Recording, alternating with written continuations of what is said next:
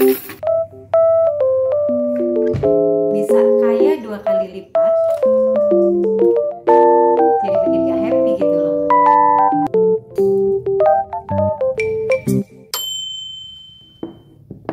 Hai, today is Sunday dan ini saya lagi beres-beresin peralatan makan. Sebenarnya kegiatan kayak gini yang ngerjain anak-anak, tapi karena yang dapat giliran beresin peralatan makan lagi demam karena dia kena radang, jadi saya coba tuh bantuin beresin.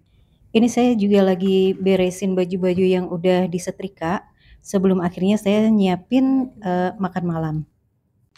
Sekarang jam setengah 7, ini anak-anak minta dibikinin tom yum, jadi saya bikin tom yum untuk menu makan malam hari ini.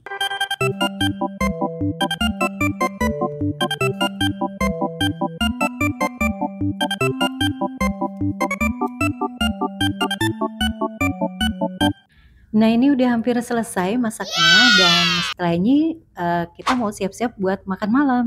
Selamat makan guys.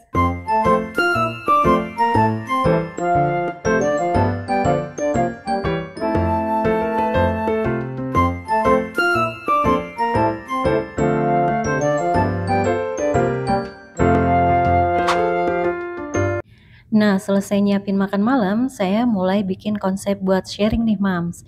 Biasanya saya cerita menurut pengalaman pribadi saya, kemudian saya mix dengan teori-teori yang saya dapat dari YouTube. Jadi biar nggak sekedar sharing atau asal-asalan sharing gitu, Mams, tapi emang benar ada teorinya.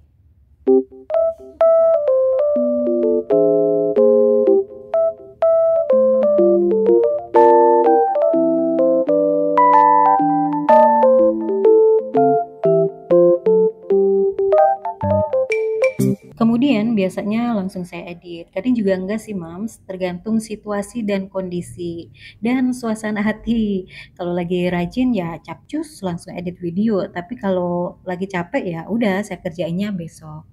Nah, itu tadi kegiatanku hari ini, Mams. Sekarang waktunya sharing. Hai Mams, hari ini saya akan mulai sharing lagi. Ini saya ada di kamar anak saya karena udah malam dan anak saya udah tidur pules di belakang saya.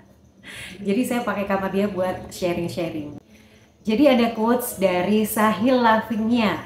Dia mengatakan bahwa you can be twice as rich by deciding you need half as much. Yang artinya kamu bisa 2 kali lipat lebih kaya dengan memutuskan setengah aja dari keperluan yang biasa kamu habiskan. Jadi kita tuh bisa kaya 2 kali lipat jika kita bisa memotong, mengurangi, atau mengendalikan biaya hidup kita setengah dari pengeluaran kita. Karena cara tepat untuk bisa menabung dan punya uang di tengah segala keterbatasan kita ya dengan berhemat. Walaupun ada cara yang lebih tepat lagi untuk buat kita lebih kaya, yaitu dengan menambah penghasilan. Tapi menambah penghasilan atau income kan butuh proses dan belum tentu apa yang kita coba langsung berhasil. Kadang butuh waktu yang lumayan panjang. Nah, di video kali ini saya akan sharing tentang gimana sih cara berhemat yang tepat. Jadi bukan hemat sembarang berhemat, semua dikurangin. Jadi kayak mikir susah banget sih hidup. Nah, ini yang biasanya buat kita gagal dan nyerah. Capek gitu loh. Terus gimana sih cara berhemat yang benar itu? Yang pertama, tulis semua pengeluaran kita. Misal, pengeluaran kita sebulan tuh 1 juta. Jadi 200.000 tuh untuk apa? 400.000 untuk apa? Benar-benar kita tulis datanya. Biar kita tahu mana yang prioritas dan mana yang sekedar formalitas. Maksudnya dari list yang kita buat tadi, kita jadi bisa membaca gitu loh, Mam. Atau menganalisa kira-kira mana sih yang bisa dikurangin pengeluarannya untuk berhemat atau untuk ditabung. Jadi nggak perlu ngurangin banyak hal. Atau seperti yang saya bilang, tidak semua-mua dikurangin. Misal listrik atau belanja hal-hal yang emang menjadi suatu kebutuhan pokok. Atau emang harus dibeli, itu nggak perlu dikurangin. Karena itu malah nggak ada impact spesialnya gitu loh, Mam. Tapi malah jadi bikin gak happy gitu loh. Terus apa nih yang bisa kita hemat atau kita tekan pengeluarannya? Yang pertama, food, makanan. Kadang kan kalau kita belanja suka beli yang macem-macem ya. Kadang kita beli sesuatu itu yang sifatnya pelengkap aja. Beli sayur berlebih, beli lauk juga berlebih, beli buah berlebih. Belum lagi kalau kita lihat barang-barang yang lucu dan unik. Gemesnya minta ampun tuh, pengen dibeli aja. Kalau konsep kita untuk berhemat, ya emang harus dihemat, Mams. Jadi kalau masih punya pemikiran yang kayak gini misal, kalau bikin sayur sop itu harus ada ini, ada itu, harus lengkap, biar enak. Jadi isian sayurnya harus super lengkap. Padahal kalau misalkan kita lagi berhemat, bisa dibikin 2 macam sayur aja, misalkan wortel sama brokoli, atau wortel sama kol, atau wortel sama kembang kol, gitu-gitu Mams. Pokoknya apapun yang bisa kita hemat ya dihemat, yang penting udah ada sayur.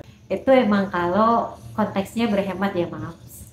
Lauk juga gitu, jadi sekali masak dalam satu bumbu itu ada ayam, ada telur, masih ditambah cumi, udang. Nah itu kan boros ya, karena kan bisa dimasak dalam 4 kali masak. Misalkan lagi cemilan atau snack-snack yang harus ada di rumah, itu kan sebenarnya pelengkap aja, nggak ada pun nggak apa-apa gitu. Nggak harus setiap kali nyediain dalam jumlah banyak, seperlunya dan sesekali aja. Maksudnya nggak harus setiap kali wajib ada gitu loh, yang habis harus segera ngisi. Jadi senormalnya aja dan semampunya kita gitu loh Mams. Jangan maksain tuh diada-adain. Kemudian yang biasa makan di resto 2 kali dalam sebulan, turunin jadi 1 kali aja Mams. Yang biasa beli makan matang, kurangin dengan masak sendiri. Boleh beli ketika urgent, atau lagi capek banget nih, lagi sakit, atau yang dari Senin sampai Sabtu bekerja. Minggunya boleh beli, karena kan kadang kita juga butuh mereward diri sendiri juga ya. Tapi ingat Mams, ketika masak sendiri tetap harus benar-benar dihitung Mams. Jangan sampai masak sendiri malah semakin boros. Pokoknya gimana caranya ngurangin biaya gitulah Mams. Pintar-pintar kita lah buat mengaturnya gitu. Kemudian yang kedua, akomodasi. Ini bisa berupa tempat tinggal dan transport. Bagi yang belum memiliki rumah, masih ngekos, sewa, ngontrak, dan sebagainya, usahain cari rumah atau kos-kosan yang maksimal 30% dari penghasilan kita. Nah, kalau lebih gimana? Ya harus pindah, cari kontrakan yang lebih murah. Sebenarnya gampang kok hidup itu, tinggal kita tahu diri kita aja. Kemudian transport juga gitu Mams. Sekiranya deket, lebih baik jalan kaki. Kalau bisa naik angkutan umum, ya lakuin. Pokoknya pilih kondisi yang sesuai dengan kondisi kita saat ini. Kalau banyak keluhan, capek lah, apalah, ya namanya perjuangan, jadi emang harus ada pengorbanan. Kalau gak mau berkorban ya kita akan selamanya seperti itu gitu loh, maksudnya gak ada perubahan. Kalau kata pepatah, berakit-rakit dahulu, berenang-renang ke tepian. Bersusah-susah dahulu, bersenang-senang kemudian. Kemudian yang ketiga, lifestyle, gaya hidup. Sebenarnya ini hal yang paling gampang buat dijalanin atau dipraktekin. Tinggal mengukur sekuat apa sih keinginan kita buat ngewujudin mimpi-mimpi kita. Hangout. Bagi yang masih suka nongkrong bareng, jangan sering-sering. Awalnya sih cuma mau ngabisin 50.000, tapi kalau udah sama temen kita biasanya jadi lepas kontrol Mam. Karena setelah hangout kadang masih lanjut nge-mall, street foodan, dan lain-lain. Itu yang buat duit kita berantakan dan nambah pengeluaran. Nah, kita bisa ganti dengan sesuatu yang lebih bermanfaat lainnya, yang nggak perlu ngeluarin duit. Misal, ikut kegiatan organisasi, gabung di aktivitas sosial, atau boleh cuma sekedar ngerapiin rumah, ngerapiin kamar, rak buku, rak sepatu, gitu-gitu Mam. Jadi pada ke kafe, beli kopi yang seharga minimal 65.000, belum ditambah makanan pendamping lainnya, bisa 150.000 Mams per orang. Nah kalau kita konsepnya lagi hemat, sayang kan paling kegiatannya cuma nongki, gosip, yang kalau menurut aku sih kesenangan sesaat, tapi buat keuangan sesat dan berantakan. Boleh hangout ke kafe atau ke tempat-tempat favorit, tapi anggarkan dulu Mams. Karena walaupun kita jago cari duit, tapi kita nggak ada skill untuk berhemat, ya cepat atau lambat pasti akan habis. Apa kita mau duit kita habis gitu aja? Nyarinya setengah mati, ngabisinnya setengah sadar. Jadi kalau menurut aku boleh hangout, tapi jadwalin dulu. Jangan sering-sering dan anggarkan.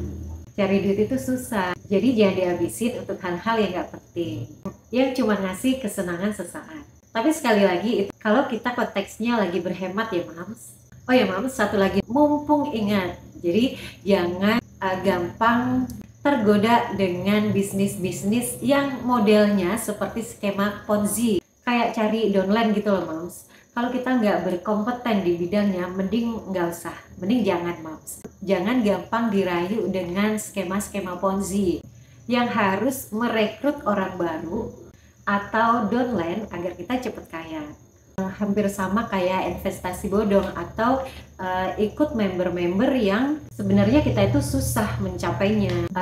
Kayak kita beli produk terus tapi kita susah jual. Malah kadang jadi buat kita kayak semakin punya utang gitu loh, karena harus beli produk terus-terusan beli produk buat ngumpulin poin biar kita itu posisinya semakin tinggi, semakin enak gitu Mam. Kalau kita nggak mampu atau kita susah untuk ngejalaninnya, mending nggak usah, udah tutup aja Mams. Yang kemarin-kemarin biarin, udah rugi gitu ya. Nah yang sekarang diperbaiki, jadi jangan sampai ikut hal-hal yang demikian, karena kalau memang kita nggak bisa, kita tahu kita nggak bisa, misalkan udah beberapa bulan nggak goals nih, atau udah bertahun-tahun, apalagi udah bertahun-tahun ya Mams, nggak ngasilin apa-apa nih, malah buat nggak ada duit karena harus beli produk terus. Nah produknya nggak laku kejual, malah buat kita semakin merugi Mams, karena kadang produknya dipakai sendiri. Kalau untuk yang konsepnya berhemat itu sangat nggak cocok. Jadi kalau menurut saya jangan ngikutin bisnis yang seperti skema Ponzi. Nah gitu ya Mams, sharing kita hari ini. Jadi usahain kontrol keuangan kita sebaik mungkin. Seberapapun pendapatan kita pasti bisa kalau kita ingin. Nah semoga bermanfaat ya Mams. Bye.